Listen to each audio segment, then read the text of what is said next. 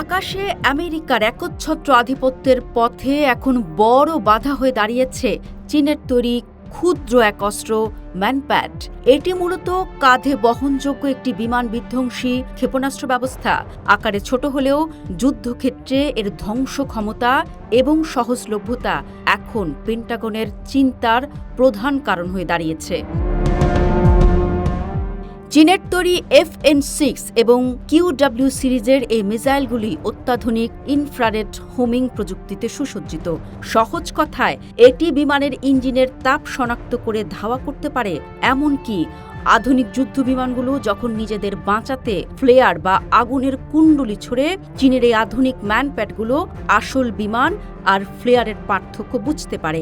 ফলে লক্ষ্যবস্তু ধ্বংস হওয়ার সম্ভাবনা থাকে প্রায় 100%। এই অস্ত্রের সবচেয়ে ভয়ানক দিক হলো এর বহনযোগ্যতা। মাত্র 15 থেকে 18 কেজি ওজনের এই ক্ষেপণাস্ত্র নিয়ে একজন সৈনিক পাহাড়, জঙ্গল বা শহরের ভিড়ে লুকিয়ে থাকতে পারে। কোনো রাডার বা বড় যানের প্রয়োজন না হয়, একে আগে থেকে শনাক্ত করা অসম্ভব। এটি প্রায় 6 কিলোমিটার দূর থেকে এবং 4 কিলোমিটার উচ্চতায় যে কোনো ড্রোন, অ্যাপাচি হেলিকপ্টার বা ট্রান্সপোর্ট বিমানকে মুহূর্তেই ধ্বংস করে দিতে সক্ষম। আমেরিকার মূল ভয়ের প্রযুক্তির চেয়েও বেশি এর সহজলভ্যতা নিয়ে। পশ্চিমা মিসাইলের তুলনায় চীনা ম্যানপ্যাডগুলো অনেক সস্তা, ফলে এগুলো খুব সহজেই মিত্রদের কাছে পাঠিয়ে দিচ্ছে চীন।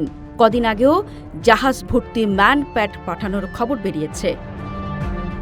ইরানের আকাশে কদিন আগে যুক্তরাষ্ট্রের F-15 বিধ্বস্ত হওয়ার খবর পাওয়া গেছে। মার্কিন গোয়েন্দাদের মতে চীনের ম্যানপ্যাড ব্যবহার করেই এটি করা হয়েছে। আর কোনোভাবে যদি জাহাজ বোঝাই ম্যানপ্যাড হাতে পায়, তবে মুহূর্তেই খেলা ঘুরিয়ে দিবে তেহরান।